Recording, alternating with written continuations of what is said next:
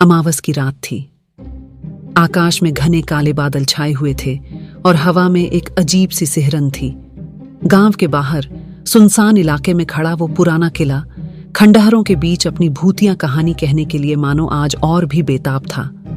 किले के अंदर पत्थरों से बने एक ठंडे और अंधेरे कमरे में राघव बैठा हुआ था। उसकी उम्र लगभग 40 वर्ष होगी, लेकिन उसके चेहरे पर चिंता और डर की गहरी लकीरें उसे और भी बूढ़ा दिखा रही थीं। उसके सामने एक पुरानी धूल भरी किताब खुली हुई थी, जिसके पन्ने पीले पड़ चुके थे। ये किताब उसके पूर्वजों की थी और इसमें उस पुश्तैनी शाप का जिक्र था जिसने उनके परिवार को पीढ़ियों से जकड़ रखा था। राघव के दादाजी अक्सर उस शाप की कहानियां सुनाया करते थे, लेकिन तब राघव उन्हें सिर्फ दादी माँ के बुढ़ापे के किस्से समझता था। अब जब उसके अपने परिवार पर वही मुसीबत आन पड़ी थी, तो उसे उन कहानियों की सच्चाई का एहसास हो रहा था। पिछले कुछ महीनों से उसके घर में अजीबोगरीब चीजें हो रही थीं। रात में भयानक आवाजें सुनाई देती थीं, घर के सामान अपने आप हिलते थे और उसकी पत्नी सरिता अक्सर डरी हुई और उदास रहती थी। सबसे भयानक बात तो यह थी कि उनकी छोटी बेटी गुड़िया, जिसकी उम्र अभी सिर्फ 5 साल थी, अक्सर किसी अदृश्य शक्ति से बातें करती हुई पाई जाती थी। किताब के पन्नों को पलटते हुए राघव उस शाप की जड़ तक पहुंचने की कोशिश कर रहा था। कहानी सदियों पहले की थी, जब उनके एक पूर्वज, जो उस इलाके के जमींदार थे, ने एक गरीब किसान परिवार पर घोर अत्याचार किया था। उस किसान परिवार की एक बूढ़ी औरत ने मरते वक्त उन्हें यह शाप दिया था कि उनकी आने वाली पीढ़ियां कभी सुख शांति से नहीं रह पाएंगी और उनके घर में हमेशा दुख और मौत का साया मंडराता रहेगा। राघव ने किताब में आगे पढ़ा। शाप को तोड़ने का भी एक तरीका लिखा हुआ था, लेकिन वह इतना मुश्किल और खतरनाक था कि उसे पढ़कर राघव का दिल बैठ गया। शाप को तोड़ने के लिए परिवार के किसी सदस्य को पूर्णिमा की रात अकेले उस पुराने किले में जाना होगा और वहां किले के सबसे पुराने कुएं के पास अपने पूर्वज के किए हुए पापों की क्षमा मांगनी होगी। लेकिन उस कुएं के बारे में गांव में यह अफवाह थी कि वह बुरी आत्माओं का अड्डा है और जो भी वहां जाता है वह कभी वापस नहीं आता। राघव जानता था कि उसके पास और कोई चारा नहीं है। उसे अपने परिवार को इस भयानक शाप से बचाना ही होगा। उसने सरिता को सारी बात बताई। पहले तो वह बहुत डर गई, लेकिन फिर अपने बच्चों की सलामती के लिए उसने राघव को जाने की इजाजत दे दी। अगली पूर्णिमा की रात राघव ने हिम्मत जुटाकर पुराने किले की ओर अपना सफर शुरू किया। रात घनी और डरावनी थी। रास्ते में उसे अजीब अजीब आवाजें सुनाई दे रही थीं और हर कदम पर उसे ऐसा लग रहा था जैसे कोई उसका पीछा कर रहा हो। जब वह किले के पास पहुंचा तो माहौल और भी भयानक हो गया। खंडहरों के बीच हवा सरसराहट कर रही थी और ऐसा लग रहा था जैसे किले की टूटी हुई दीवारें भी किसी दर्दनाक कहानी को बयां कर रही हों। राघव धीरे धीरे किले के अंदर दाखिल हुआ। अंधेरा इतना घना था कि उसे अपना हाथ भी दिखाई नहीं दे रहा था। उसने अपनी जेब से एक छोटी सी मशाल निकाली और उसकी रोशनी में आगे बढ़ने लगा। किले के गलियारे सुनसान और ठंडे थे। दीवारों पर पुरानी नक्काशी धुंधली पड़ चुकी थी और हर तरफ मकड़ी के जाले फैले हुए थे। चलते चलते राघव उस पुराने कुएं के पास पहुंचा। कुआं एक अंधेरी खाई की तरह लग रहा था, जिसकी गहराई में अंधेरा और भी गहरा होता जा रहा था। हवा में नमी और एक अजीब सी दुर्गंध थी। राघव ने कुएं के किनारे बैठकर अपने पूर्वज के पापों के लिए पश्चाताप करना शुरू कर दिया। उसने उस गरीब किसान परिवार के लिए दुख व्यक्त किया और उस बूढ़ी औरत से अपने परिवार को माफ कर देने की प्रार्थना की। वह घंटों तक कुएं के किनारे बैठा रहा, अपनी आत्मा की गहराई से पश्चाताप करता रहा। रात बीतती गई और सुबह होने को आई। जब सूरज की पहली किरण किले की दीवारों पर पड़ी तो राघव को महसूस हुआ कि उसके मन का बोझ हल्का हो गया है। उसे ऐसा लगा जैसे किसी अदृश्य शक्ति ने उसे माफ कर दिया हो। वह खुशी खुशी घर लौटा। सरिता और गुड़िया उसे देखकर बहुत खुश हुईं। घर का माहौल अब शांत और सामान्य था। रात की भयानक आवाजें बंद हो गई थीं और घर का सामान भी अब अपने आप नहीं हिलता था। गुड़िया भी अब किसी अदृश्य शक्ति से बातें नहीं करती थी। राघव समझ गया कि पुश्तैनी शाप टूट गया था। उसके पश्चाताप और हिम्मत ने उसके परिवार को उस भयानक अभिशाप से मुक्त कर दिया था। उस दिन के बाद उनके घर में हमेशा सुख और शांति बनी रही।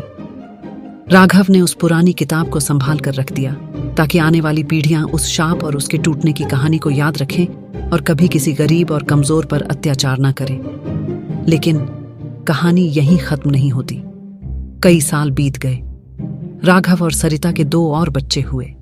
उनका परिवार खुशहाल जीवन जी रहा था। पुरानी हवेली की मरम्मत करवा दी गई थी और अब वह एक सुंदर और खुशनुमा घर बन गई थी। गुड़िया अब एक समझदार युवती थी और उसके छोटे भाई भी बड़े हो रहे थे। एक दिन गुड़िया अपने दादाजी की पुरानी किताब पढ़ रही थी। उसने उस पुश्तैनी शाप के बारे में पढ़ा और यह भी कि राघव ने किस तरह अपनी हिम्मत और पश्चाताप से उसे तोड़ा था। गुड़िया एक जिज्ञासु स्वभाव की लड़की थी। उसके मन में उस पुराने किले को एक बार देखने की इच्छा हुई जहां उसके पिता ने शाप तोड़ा था। उसने अपने माता पिता से किले के बारे में पूछा। पहले तो उन्होंने उसे मना कर दिया, लेकिन गुड़िया की जिद के आगे उन्हें हार माननी पड़ी। उन्होंने गुड़िया को समझाया कि वह अकेले किले में न जाए और हमेशा सावधान रहे। एक दोपहर गुड़िया अकेले ही पुराने किले की ओर निकल पड़ी। रास्ता वहीं सुनसान और डरावना था जैसा उसके पिता ने बताया था। जब वह किले के पास पहुंची तो उसे एक अजीब सी उदासी महसूस हुई। खंडहर अब और भी पुराने और जर्जर लग रहे थे। गुड़िया धीरे धीरे किले के अंदर दाखिल हुई। उसे वह पुराना कुआं ढूंढना था जिसके बारे में किताब में लिखा था। गलियारे सुनसान थे और हवा में एक अजीब सी चुप्पी छाई हुई थी। चलते चलते वह उस कुएं के पास पहुंची। कुआं अब और भी गहरा और डरावना लग रहा था।